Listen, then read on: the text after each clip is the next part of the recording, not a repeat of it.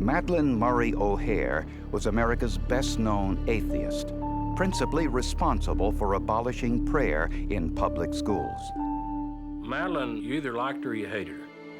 In 1995, Madalyn Murray O'Hare mysteriously disappeared from her Texas home along with her son John Murray and granddaughter Robin.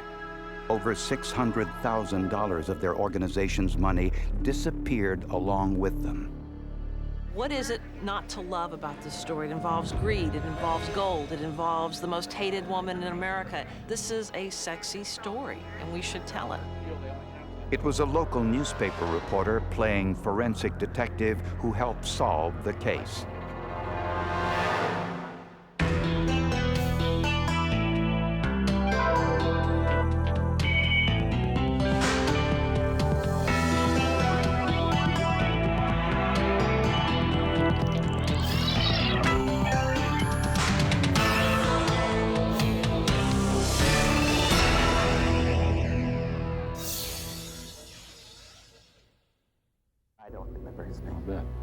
Madalyn Murray O'Hare was often called the most hated woman in America. Mr. Withers, is this a form of harassment? If it is, I will leave. I am creating the record, ma'am. No, you're not creating the yes, record. You are wasting my time. These are... When you're done reading that, call me. I'll be in the ladies' room. Is it your understanding then that you have brought no Call documents me today? in the ladies' room when you are done. She was an avowed atheist who achieved fame in 1963 by opposing prayer in public schools. She took her case all the way to the United States Supreme Court and won. She founded the non-profit group, the American Atheists, as well as a magazine preaching the gospel of strict separation of church and state. She also wrote articles for Larry Flint's Hustler magazine and was the subject of a Playboy magazine interview. Madalyn O'Hare was a difficult woman to work with and was notorious for speaking her mind. All right, then. Don't with me. I have never encountered a more bitter, more distasteful person than Madalyn Murray O'Hare. Don't touch me. She was extremely foul-mouthed to the point that even though we were doing an interview about something that she wanted us to do a story on, we had to stop the interview in the middle because she was cursing so much. Here. You have a limited opportunity this morning to ask me questions. Why don't you get to the question? In August of 1995, 77-year-old Madalyn, her 40-year-old son John, and 30-year-old granddaughter Robin left Austin, Texas, without saying a word to anyone. The staff of the American Atheists organization found a note on their office door saying the O'Hares had been called away for an emergency and didn't know when they would return. John's Mercedes-Benz and Robin's Porsche were gone too. But they left their passports behind, as well as Madalyn's diabetes medicine and her 3 dogs. Madalyn may not have cared very much for people, but she sure loved those dogs, we were told. Couldn't get in touch with them, and I got concerned, so I started making phone calls, and then I called John's cell phone, and that's when Madalyn answered. But Madalyn wouldn't tell board member Ellen Johnson where she was. Johnson said the calls were short and strained, and she worried that Madalyn and her son were under some sort of duress. I questioned him about what was going on, and he tried to reassure me that everything was okay, and I believed it. Just 1 month later, Madalyn and John stopped answering their cell phone calls. When Ellen Johnson took over the American Atheists group in Madalyn's absence, she discovered that since the O'Hares disappeared, more than $600,000 was missing from the organization's bank account. Suddenly, you have 3 people and a very large amount of money all disappearing at the same time, and this makes it far more interesting. John McCormick covered the disappearance for the Express News in San Antonio, Texas. Among the atheists, there was a very peculiar silence, but beneath it was a very profound concern. They were very concerned. They didn't know what to do. They hadn't really attempted to get any help from law enforcement. no one associated with the American Atheists reported the three missing, and it wasn't until a year later that Bill Murray, Madalyn's estranged son, filed a missing persons report with Austin police. Madalyn and Bill had a rocky relationship. In 1980, on Mother's Day, Bill told Madalyn that he had embraced Christianity and was no longer an atheist. He then went public, writing a book and making a film attacking his mother's beliefs. My mother loved confrontations, and she never hesitated to use me as an accomplice in her schemes. She wanted to push the school prayer issue as far as she could, so she instructed me to keep a record of prayer and Bible reading at school. It was here in my home my mother made me a spy for the cause of atheism. Madalyn immediately disowned him, and Bill never again spoke with his mother, his brother John, or his daughter Robin. Bill didn't know if his family's disappearance was foul play or if they had stolen the atheists' money and fled. A year after Madalyn Murray O'Hare disappeared with her son John Murray and granddaughter Robin, journalist John McCormick learned what the American Atheist group already knew, that John Murray had withdrawn over $600,000 from the atheist bank account just weeks after the three disappeared. McCormick also examined John's cell phone records, which indicated he had been living in San Antonio, Texas, after his disappearance. Many of the 200 calls were suspicious. They've been calling financial institutions, they've been calling airlines, they've been calling drugstores to get Madalyn's prescriptions. There were more than 150 calls. They called jewelry stores. One of those jewelry stores was on Frederickson Road in San Antonio. The owner said that John Murray purchased $600,000 worth of gold coins using cash. Even after Madalyn's son, Bill Murray, reported the three missing, the Austin police showed little interest. There was no investigation by the Austin Police Department. It was a total joke. The police reaction may have been based on their belief that Madalyn and her family absconded with the atheist money and that it was an internal matter. How can somebody that's that famous turn up missing with all that money and still no one wants to look for her? So I decided I'd be part of the team that went looking.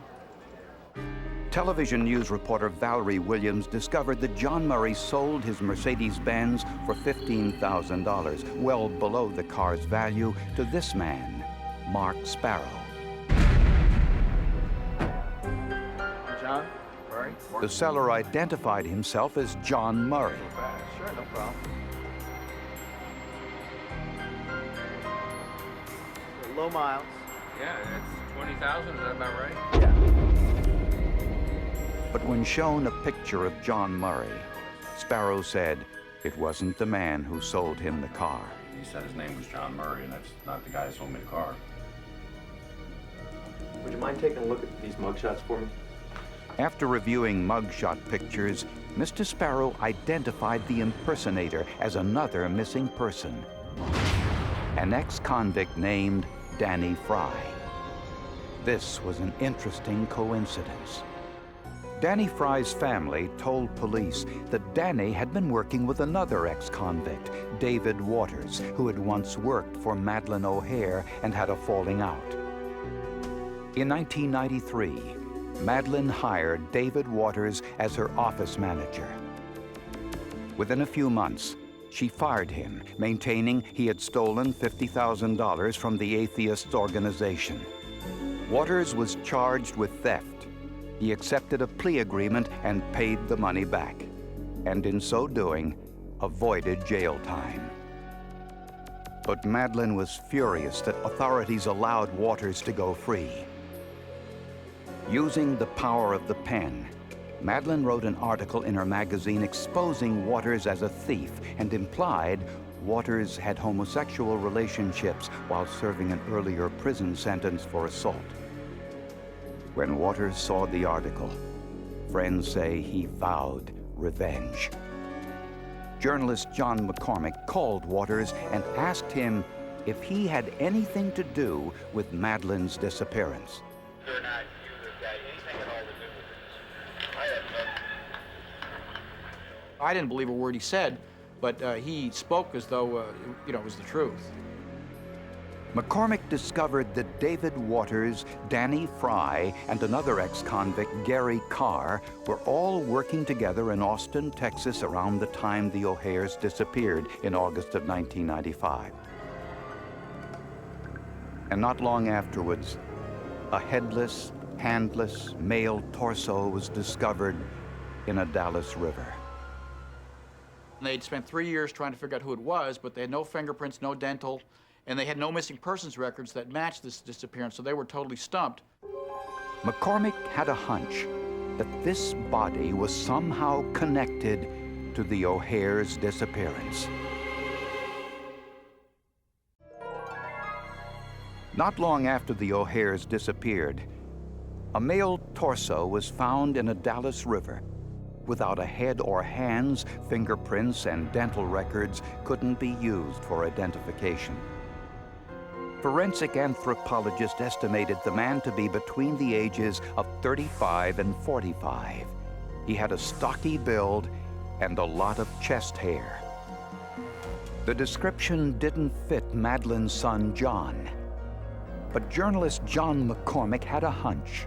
He told police that it might be Danny Fry, the man who had impersonated John Murray when selling his car. Scientists took DNA from Danny Fry's brother and compared it to the blood DNA of the torso. It was a match. Just as McCormick suspected, the dead man in the river was Danny Fry. The blockbuster was when we could write a story that said that the headless corpse in Dallas was Danny Fry, and by the way, he was last seen with David Waters in Austin, and by the way, he spent his last month in San Antonio at the same time the O'Hares did, so that really kicked in the door. Suddenly, local, state, and federal law enforcement officials took notice and joined the investigation. When David Waters' ex-girlfriend, Patty Steffen, read about Danny Fry's murder in the newspaper, she immediately called the FBI. At first, she wanted to tell us small bits and pieces. You have to understand, this was a woman who was terrified. She gave investigators an important lead. 3 years earlier, she said that David Waters had rented a storage unit around the time the O'Hares disappeared, and that Waters had once gone there with this spray canister. Laboratory tests on the canister revealed it had once contained bleach, which is sometimes used to remove blood evidence.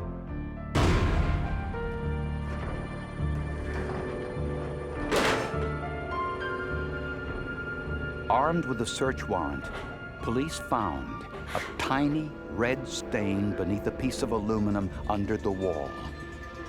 It was so small, it was almost invisible. With blood from Madalyn's son Bill for comparison, a mitochondrial DNA test revealed the stain was a mixture of two people, Madalyn Murray O'Hare and her son John Murray. Next, the FBI searched Waters' apartment. We found documents that belonged to the O'Hares that were dated after David Waters had been fired from their organization.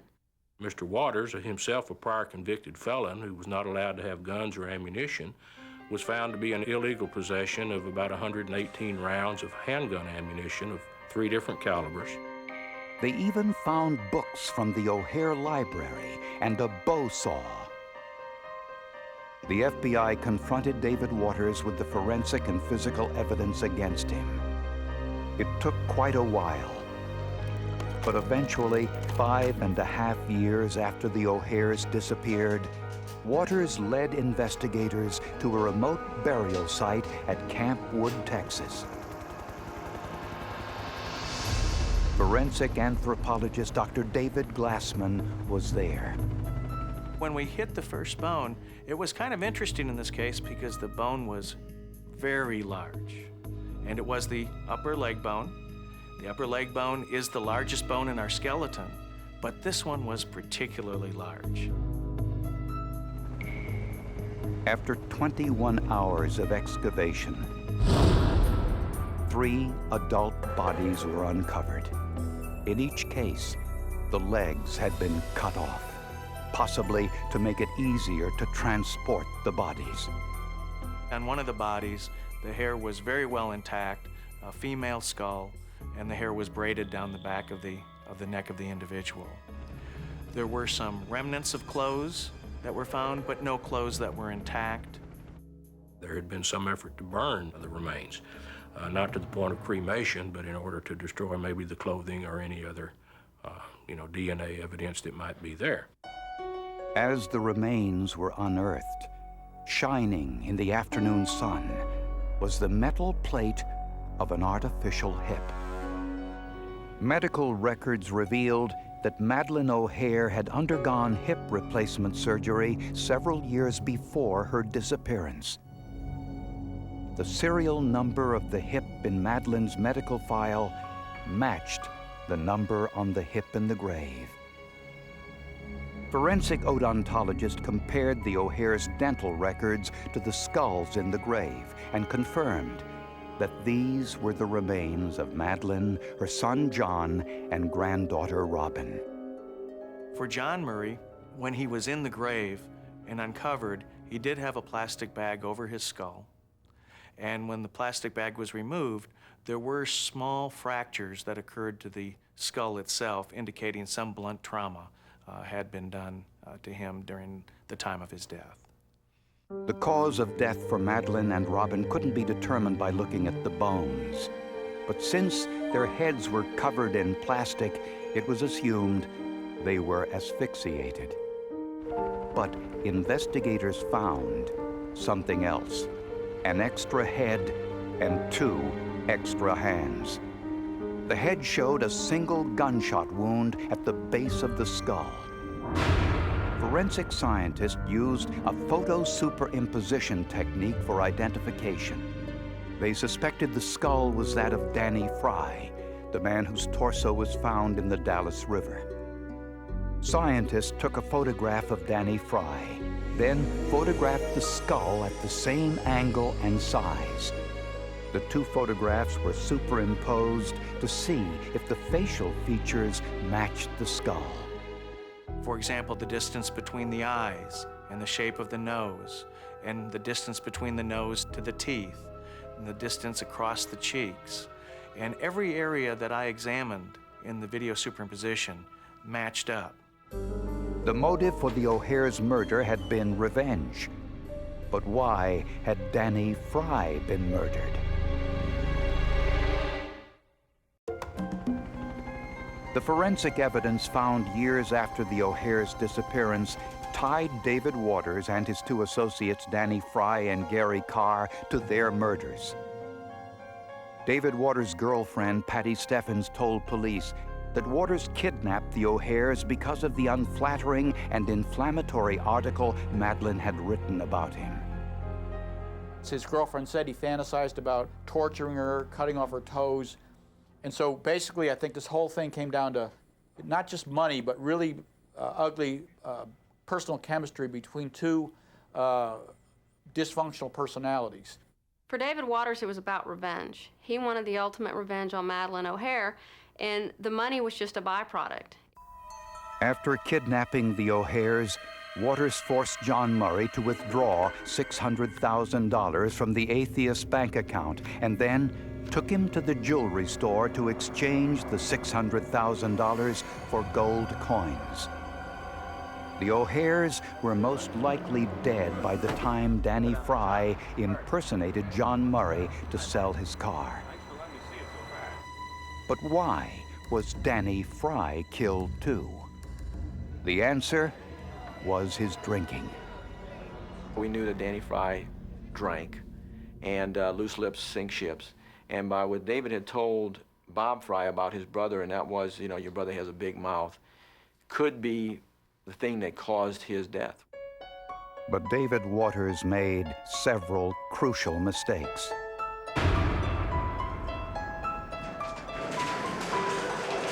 Although Waters cleaned the room with water and bleach, scientists still found a tiny speck of blood 3 years later, identified by mitochondrial DNA as that of John Murray and Madalyn O'Hare. But removing Danny Fry's head and hands still didn't prevent identification. DNA and skull photo superimposition were all scientists needed. Ironically, after stealing the $600,000 from the O'Hares, Waters never got the opportunity to enjoy the money. It was stolen from him. Well, his first mistake was putting his money in a storage locker up in Austin and having 3 bozos from San Antonio who were looking for used TVs open up the locker with a master key and find a suitcase with $500,000 in gold. This is not safe.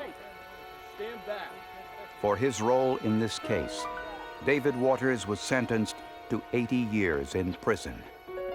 His accomplice, Gary Carr, was sentenced to life in prison. Mr. Carr fully admitted his role in involvement with David Waters in the abduction, robbery, and murder of the O'Hares.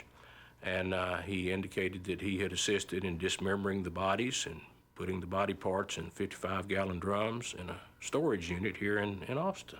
It was a nice, neat ending. They found the bodies, the bad guy goes to prison, and you know, the hero's right off into the sunset. For his persistence, John McCormick is one of the heroes of this case. And forensic science played an important role too. Well, I mean, this was definitely one that if it wasn't for DNA, we'd probably still be scratching our heads as to who this person was. A lot of times I kind of forget about the case when the next case comes in, and so I really don't have one that always jumps to mind, but I'll remember this one for a long time.